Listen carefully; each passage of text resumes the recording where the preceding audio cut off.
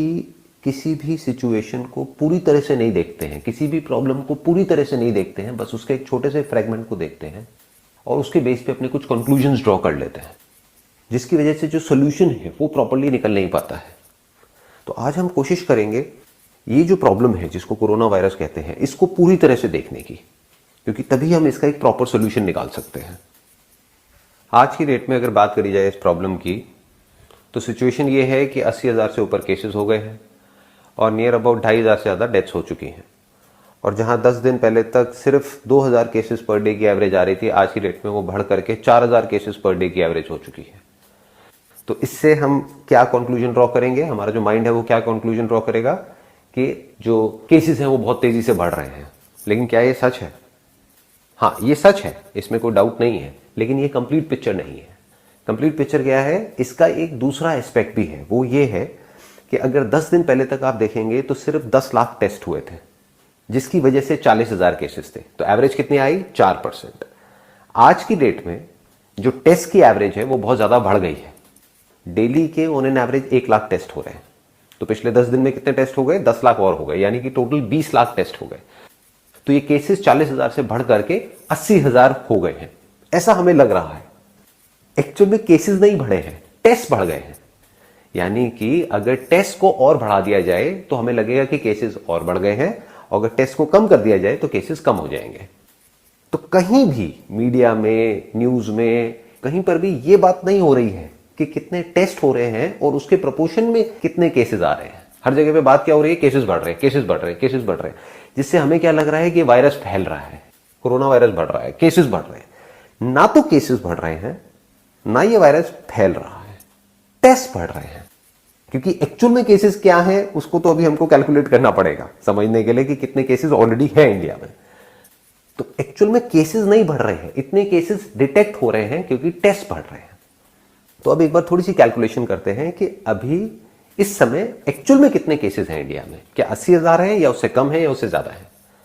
बड़ा सिंपल है, ये परसेंटेज हमारे पास में निकल करके आ रही है, जिसमें कि बिल्कुल क्लियर है कि पहले जब 10 लाख टेस्ट हुए थे तो केसेस थे 40,000, आज 20 लाख टेस्ट हो गए हैं तो केसेस हैं 80,000, यानी कि परसेंटेज कितनी हो गई? 4%।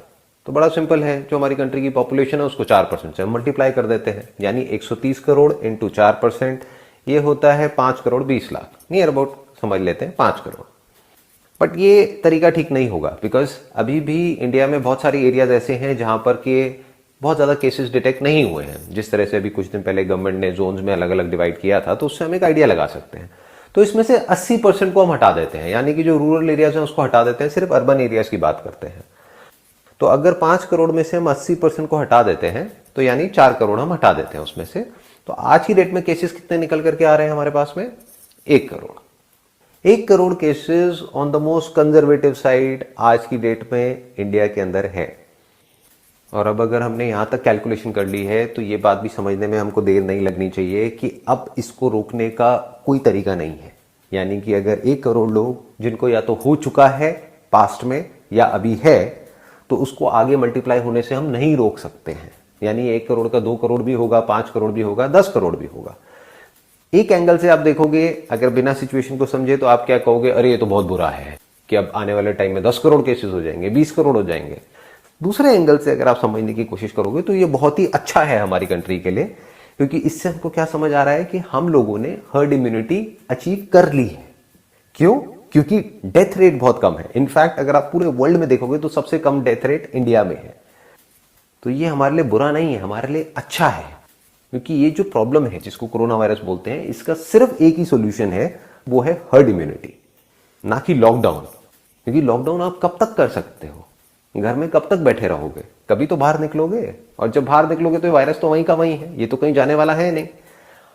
हर्ड इम्यूनिटी का मतलब ये होता है अगर ज्यादा से ज्यादा लोगों को ये वायरस हो जाता है और उनके अंदर एंटीबॉडीज डेवलप हो जाती हैं इस वायरस से लड़ने के लिए, तो इसका जो स्प्रेड है वो बहुत ही स्लो डाउन हो जाता है। Just to give you an idea, अगर ये वायरस नहीं भी होता तब भी हर महीने इंडिया में ऑन एन एवरेज 6 लाख से ज्यादा डेथ्स होती हैं अलग अलग बीमारियों की वजह से। हाँ, उसमें ट्रिगर कोई और होता है, कोरोना वायरस नहीं होता, कोई और होता है, कोई और इन्फेक्शन होता है जिसकी वजह से कोई और बीमारी ट्रिगर हो जाती है जो ऑलरेडी किसी न किसी के अंदर होती है। और ये हमारे जो स्टैटिस्टिक्स है, जो डेटा है, वो क्लियरली हमको दिखा रहा है कि ये जो डेथ्स हुई हैं, इसमें से ज़्यादातर डेथ्स वो हैं जो 60 साल से ऊपर हैं। और सिर्फ इतना ही नहीं, वो भी लोग वो हैं जिनके अंदर ऑलरेडी कोई ना कोई बीमारियां पहले से थी। तो इसने सिर्फ ट्रिगर करने का काम किया है, इसकी वजह से डेथ नहीं हुई है। और वो ट्रिगर जरूरी नहीं है कोरोना वायरस की वजह से हो, वो नॉर्मल वायरल इन्फेक्शन की वजह से भी ट्रिगर हो सकता है। तो अब सवाल ये उठता है यहां पर कि इंडिया में इतना कम डेथ रेट क्यों है, उसके पीछे क्या रीजन है? उसके पीछे कई रीजन हैं, लेकिन उसमें सबसे बड़ा रीजन ये है कि हमारे यहाँ की जो पॉपुलेशन है वो यंग है, यानी कि 90% से ज्यादा जो पॉपुलेशन है उनकी एज 60 साल से कम है। दूसरा रीजन क्या है कि हमारी इंडियंस की इम्यूनिटी वैसे ही कंपैरेटिवली स्ट्रांग है वेस्टर्न वर्ल्ड से। जैसे फॉर एग्जांपल बाहर से कोई इंडिया में आता है तो उसको थोड़ा सा भी कुछ खा पी ले तो वो बीमार पड़ जाता है।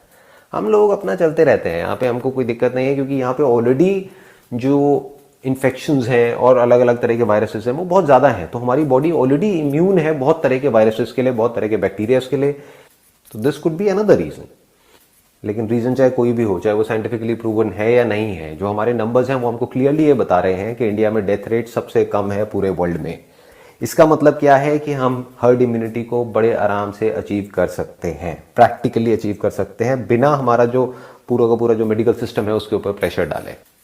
तो मेरा हम्बल सजेशन ये है गवर्नमेंट ऑफ इंडिया को कि अब आप इस लॉकडाउन वाले माइंडसेट से बाहर निकल करके हर्ड इम्यूनिटी के बारे में सोचिए, क्योंकि वो ही परमानेंट सॉल्यूशन है इस प्रॉब्लम का। Thank you so much for your time.